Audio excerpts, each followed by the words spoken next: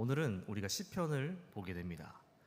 늘 이야기하지만 시편은 저마다 제목과 저자가 분명히 드러나 있어요. 물론 저자가 누구인지 알 수 없는 시편도 많긴 하지만 대부분 다윗이 작성을 했고 또 솔로몬과 이스라엘의 찬양 대장과 같은 사람이 작성한 것도 조금씩 포함되어 있습니다. 그 가운데 다행히도 오늘 본문인 시편 122편은 그 저자와 본 시편을 기록한 목적이 뚜렷하게 나와 있어요. 122편의 저자가 누굴까요, 여러분? 122편의 저자. 여러분이 가지고 있는 성경을 보면 시편에 제목이 붙어 있습니다. 제목을 보면 다윗의 시 곧 성전에 올라가는 노래라고 되어 있죠.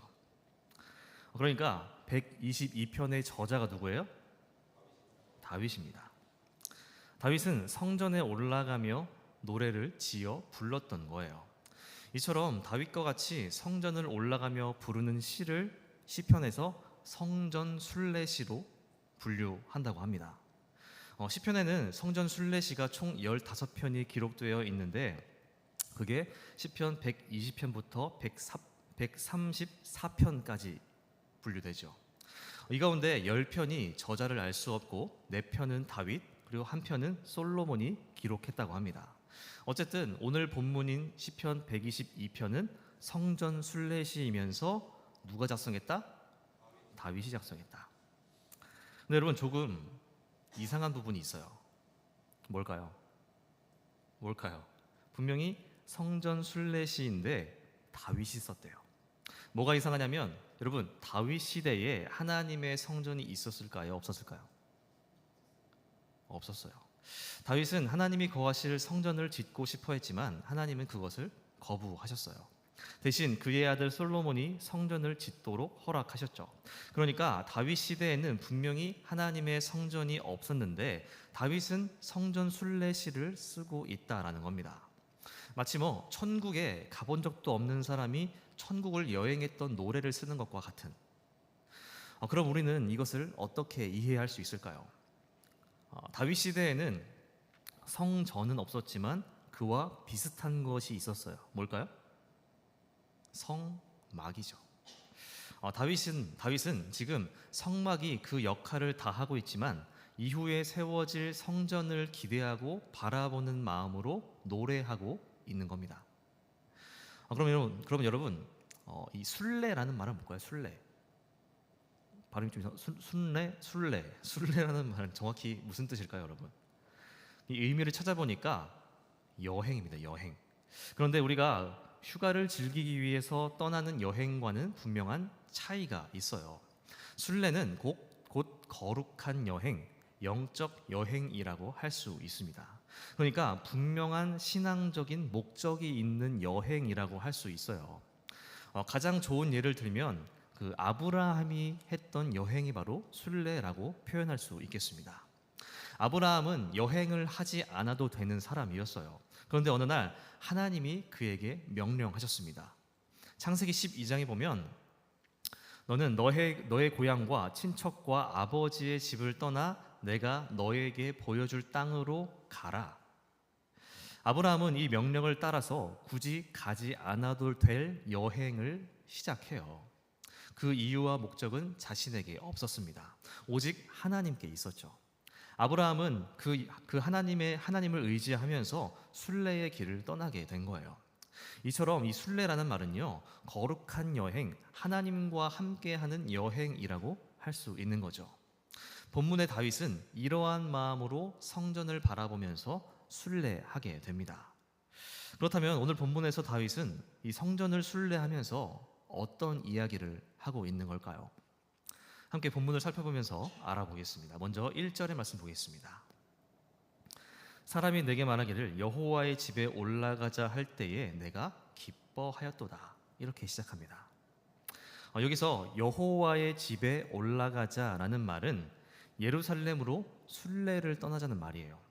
오늘 우리의 상황에 비유해 본다면 이스라엘로 성지 순례를 가보자, 캄보디아 단기 선교에 같이 가보자, 이처럼 신앙적인 여행을 같이 떠나자는 말과 비슷하다고 할 수 있습니다. 이처럼 누군가가 다윗에게 예루살렘으로 떠나자고 했을 때에 다윗의 기분이 어떠했다는 거예요? 1절에 보니까 내가 기뻐하였도다.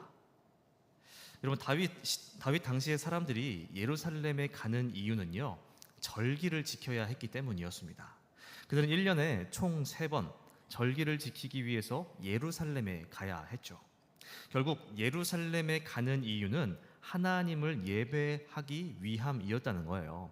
다윗은 예루살렘을 순례하자는 말을 기뻐했는데 그 이유는 그곳에서 하나님을 만날 수 있고 하나님을 예배할 수 있었기 때문이었다는 겁니다.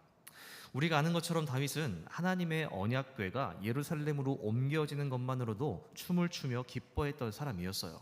그러했던 그에게 예루살렘으로 올라가자 하나님을 예배하자라는 권면은 당연히 기쁨이 될 수밖에 없었겠죠. 저는 이 1절을 보면서 오늘 나의 모습은 어떠한지 돌아보게 되었습니다. 다윗은 하나님을 함께 예배하자, 예루살렘으로 함께 올라가자라는 권면만으로도 기쁨으로 가슴이 벅차올랐지만 오늘 나의 모습은 어떠한가?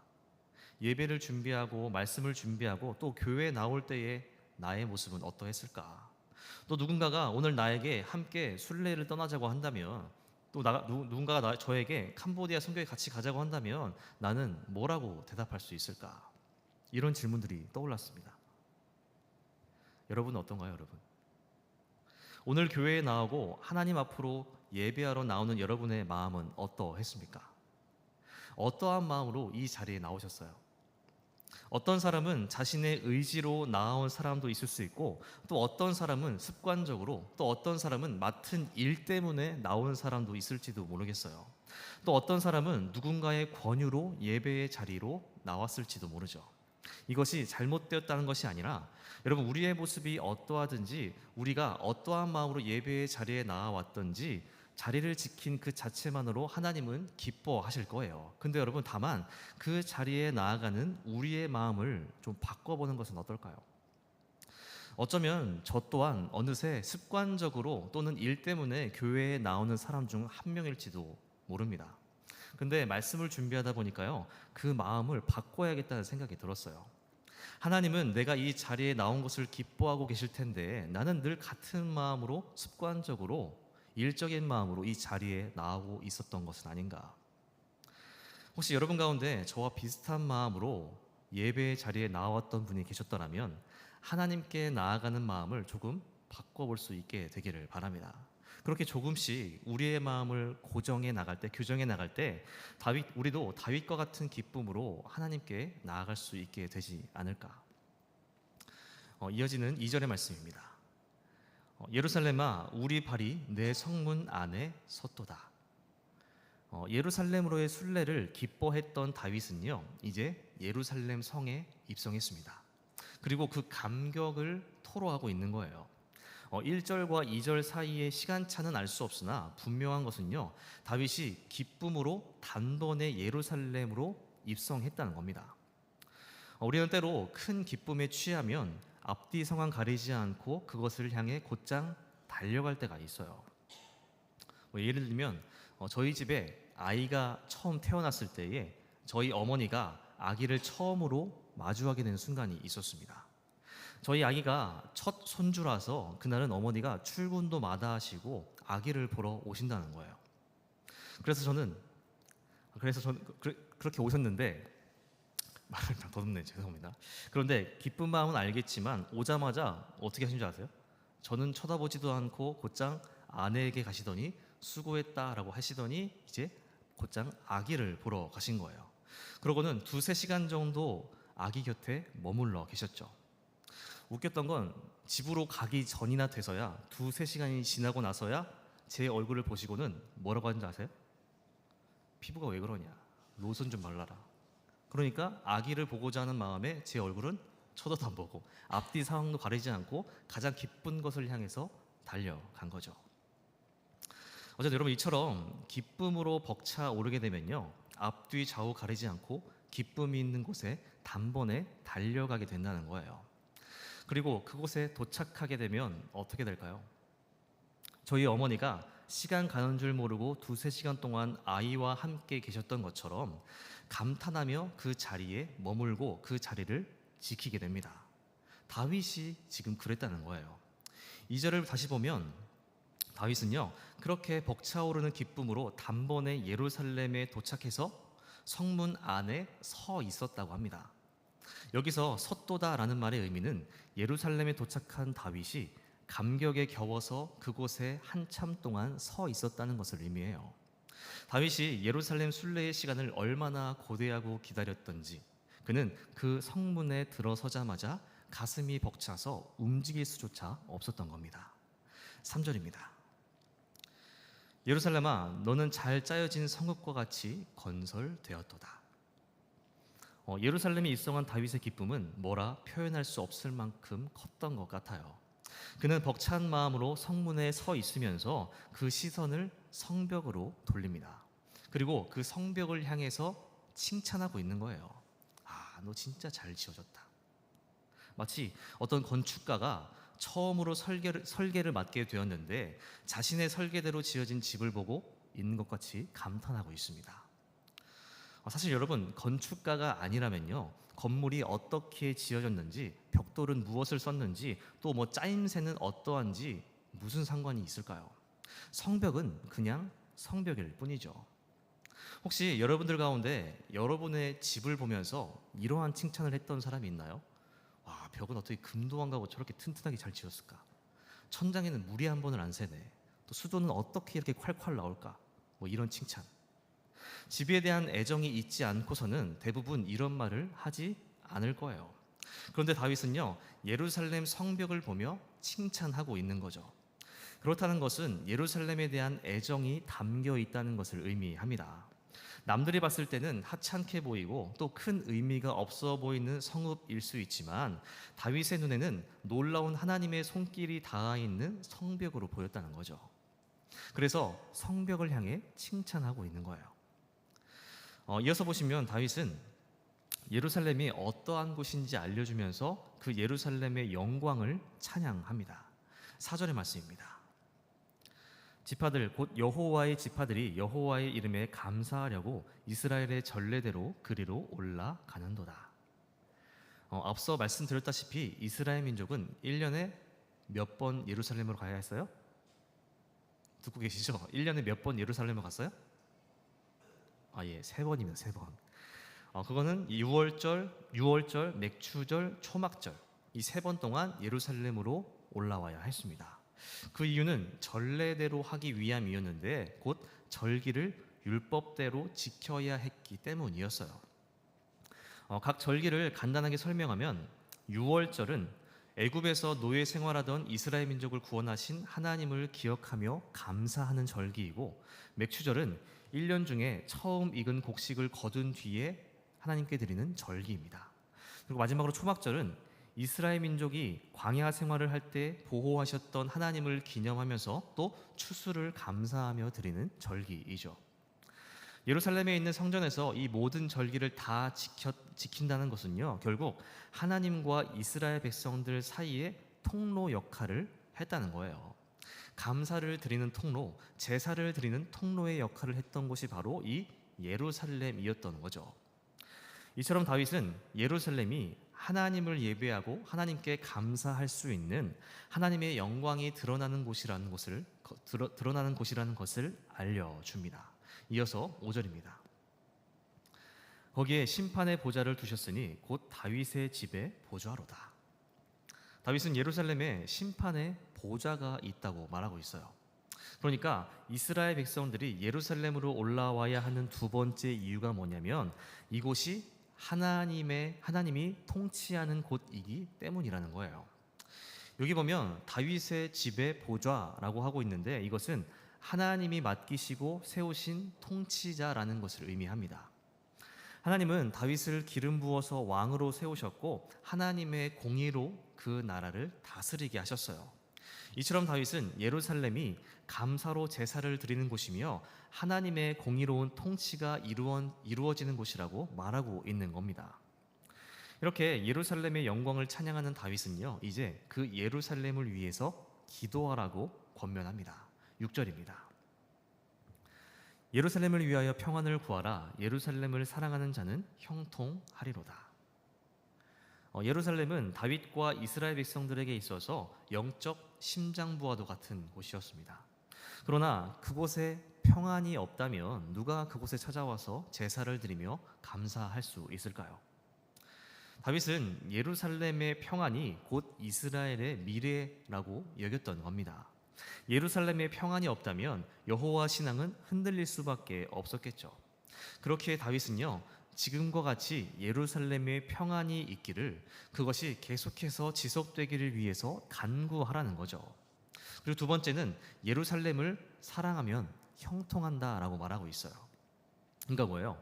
형통하고 싶다면 예루살렘을 사랑해라. 무슨 사이비 같기도 합니다. 그런데 그런 의미라기보다 예루살렘에 오는 것을 사모하라는 거예요.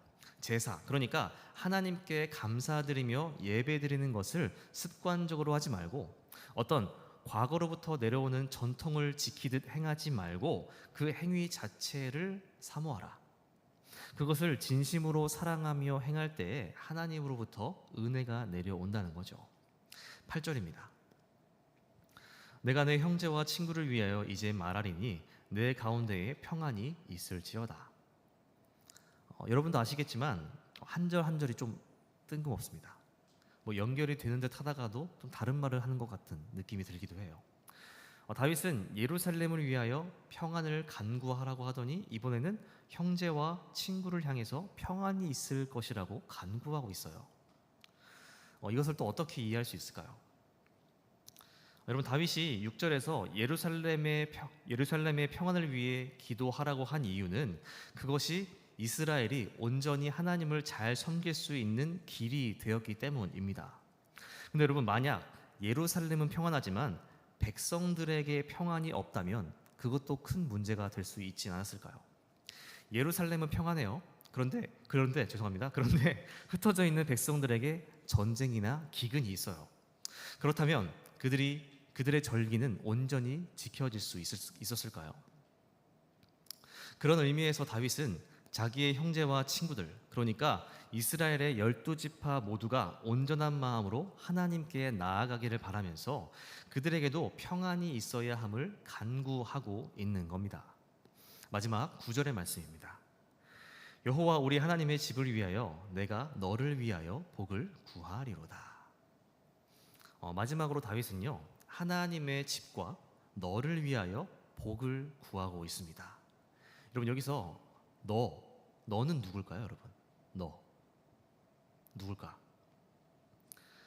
2절 3절에 보면 다윗은요, 예루살렘을 의인화시켜서 예루살렘아라고 호칭하고 있어요. 그러니까 여기서 다윗이 말하는 너는 바로 예루살렘을 의미합니다.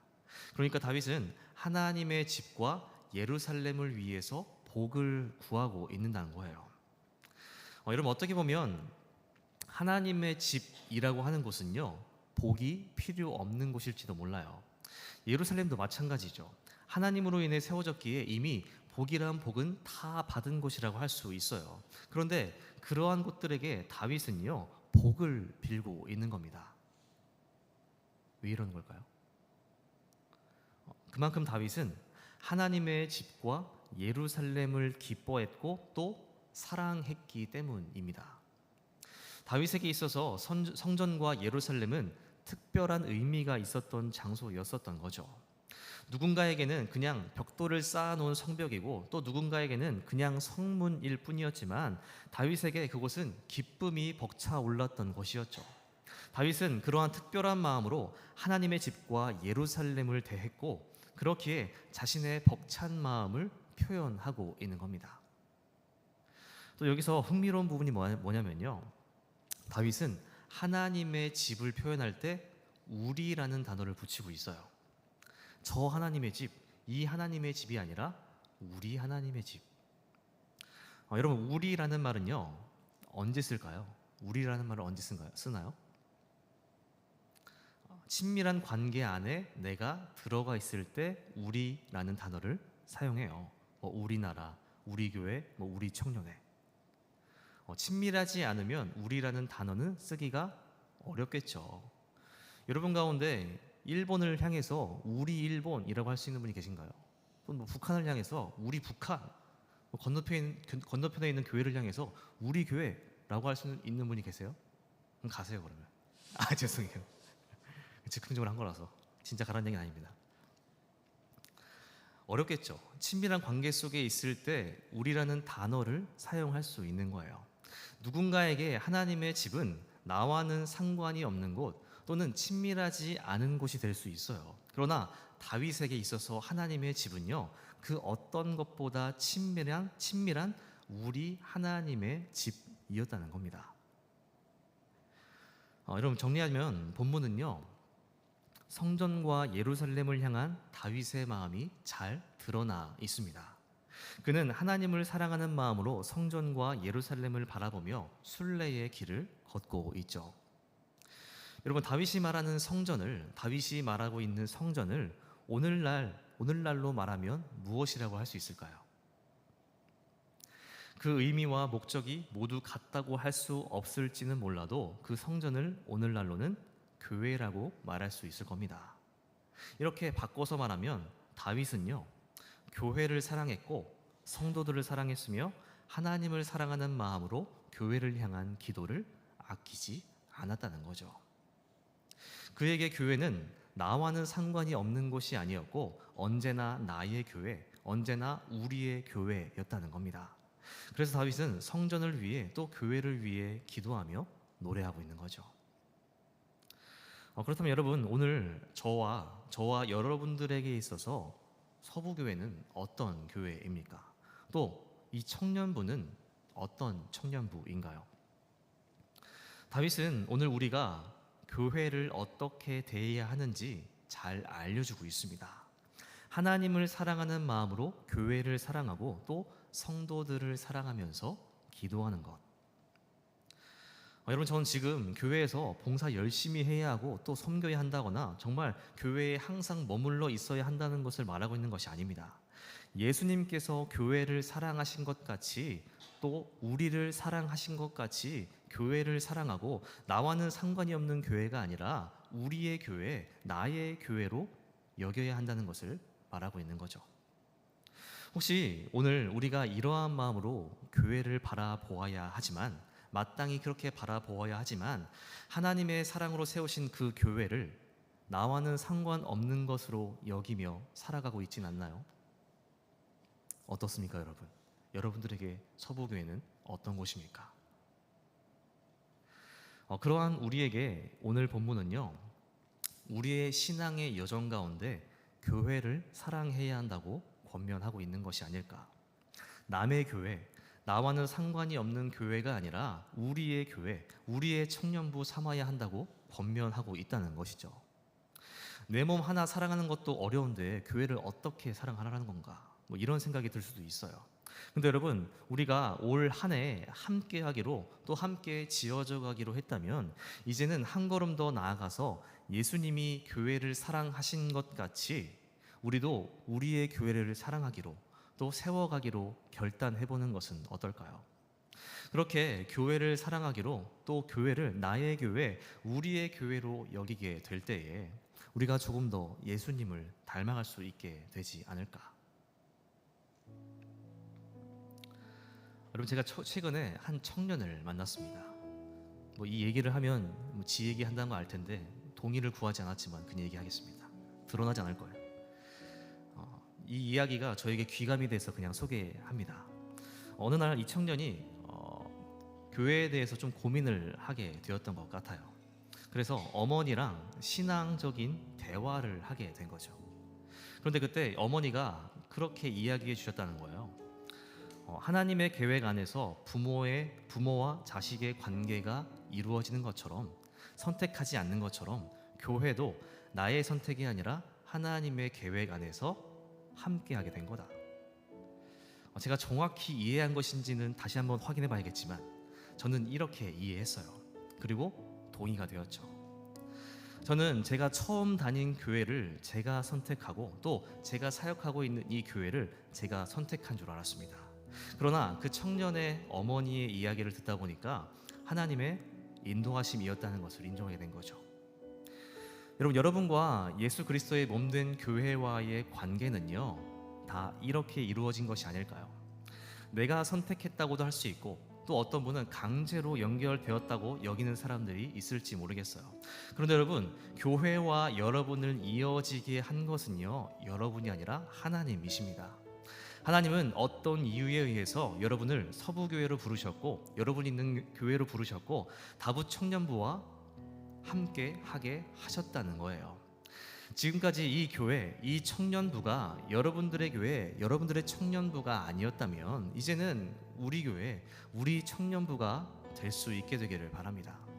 그래서 한 걸음 더 가까이 서로 가까워지면서 한 마음으로 지어져 가고 함께 하나님의 성전을 세워가는 여러분 한 사람 한 사람 될 수 있게 되기를 바랍니다. 함께 말씀을 기억하며 찬양하며 기도하겠습니다.